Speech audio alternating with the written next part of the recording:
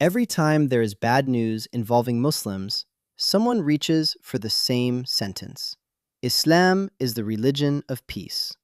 You have heard it on interfaith panels, in nervous press statements, from well-meaning politicians standing at a podium after a difficult week. That sentence is wrong, but not in the way you are expecting. If you clicked on this, hoping to finally hear someone admit that Islam is secretly violent, you can close this now, because you are about to be disappointed. It is wrong in the opposite direction. That sentence does not overstate what Islam is. It undersells it. It describes a byproduct and completely misses the engine. Islam is not the religion of peace. Islam is the religion of justice. And peace is simply what justice looks like once it is finished. Start with the word itself. People will tell you that the word Islam means peace. It does not, quite. Islam and salam, the Arabic word for peace, share the same three-letter root, S-L-M. But that shared root makes them cousins, not twins.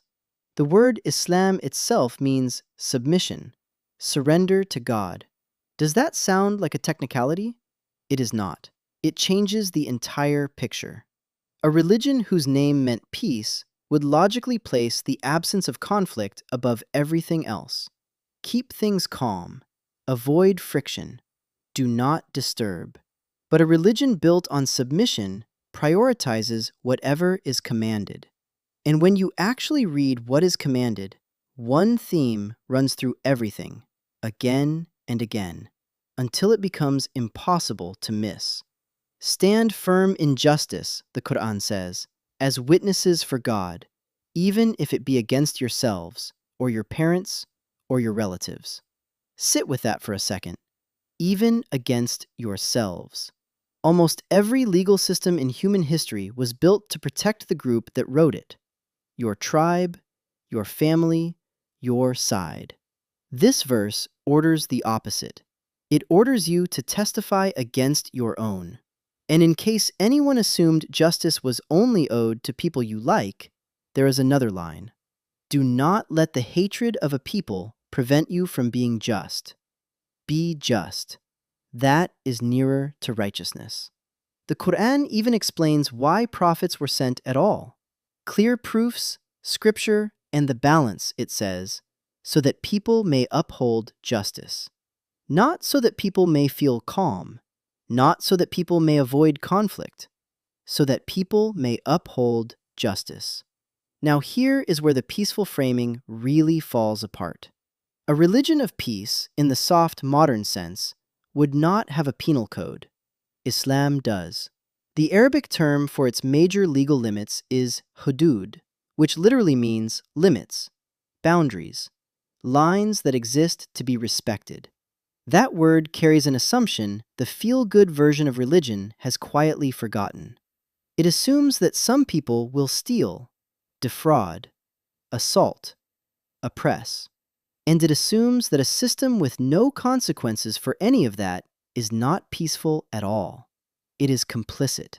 It simply moves the suffering onto the victims and calls the silence peace. Two things about how this is supposed to work get lost almost every time it is discussed. The first is that it is law, not vigilantism. Consequences run through courts, through evidence, through standards of proof so demanding that classical jurists openly design them to be difficult to meet. Never through an angry man deciding he is the arm of God. Anyone dispensing justice on his own authority is not applying this system. He is violating it. The second is that this is not pacifism either. Islam permits fighting, and it tells you exactly on whose behalf. What is wrong with you, the Quran asks, that you do not fight in the cause of God and for the oppressed, men, women, and children? The oppressed, not the ambitious. Think about what the alternative would actually mean. A father who never protects his children is not gentle. A judge who never rules against anyone is not merciful. And a religion with no boundaries at all is not peaceful. It is decorative. But scripture can be quoted selectively in any tradition. So here is a harder test. Forget what a system says about itself. What did it actually do to the people who never joined it? Take Egypt. Not a hypothetical, a specific place at a specific moment with records. Before the Muslim armies arrived in the year 639, Egypt was a Byzantine province, a Roman province, Christian ruled, and its native Coptic Christians were living through something close to a nightmare, administered by fellow Christians. Constantinople had declared their branch of Christianity heretical. The decade before the conquest brought a campaign to force them into the imperial creed, alongside taxation heavy enough to crush the peasantry that fed the empire.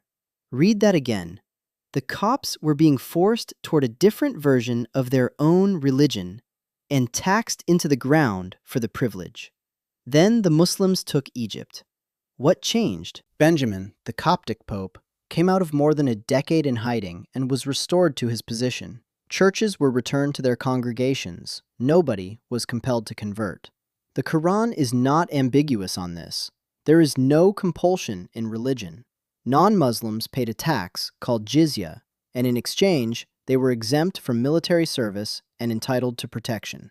For the average Egyptian farmer, the total burden was generally lighter than what Byzantium had been extracting. And here is the detail that should end the forced conversion myth on its own. Egypt remained majority Christian for roughly 3 centuries after the Muslim conquest. 3 centuries. Conversion happened slowly, generationally, by choice. And at certain points, provincial governors actively discouraged it because every convert stopped paying jizya and the treasury noticed. That was not admirable either, to be fair. It took the caliph, Umar ibn Abdul Aziz, to shut that thinking down. But think about what it tells you.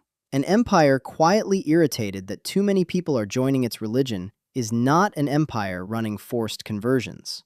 The same pattern appears in Jerusalem. When the caliph Umar ibn al-Khattab accepted the city's surrender, he guaranteed the safety of its Christians and their churches. In the account Muslims have passed down for 14 centuries, he declined to pray inside the Church of the Holy Sepulchre because he worried that Muslims after him would use his prayer as an excuse to convert it into a mosque. None of this was peace in the modern sense. Nobody was holding hands. It was justice. You keep your religion. You keep your churches. You keep your property. You pay a defined tax instead of arbitrary extraction, and you receive protection and access to courts in return. Was it a modern liberal democracy? No. And you should be suspicious of anyone who pretends 14 centuries of history contain no ugly chapters, because they do, and pretending otherwise insults your intelligence. But the operating principle, the thing the system was designed to deliver whether you believed or not, was justice. And the people living through it could feel the difference, because most of them had just lived under the alternative. There is one more layer to this, and it is the one people almost never talk about. Justice is not only something you demand from others, it is something owed by you. Every religion has a lazy version, where devotion becomes an excuse to do nothing. Islam closes that door hard. The Prophet said that no one ever ate better food than what he earned with his own hands, and pointed out that the prophet David, a king, ate from his own manual labor.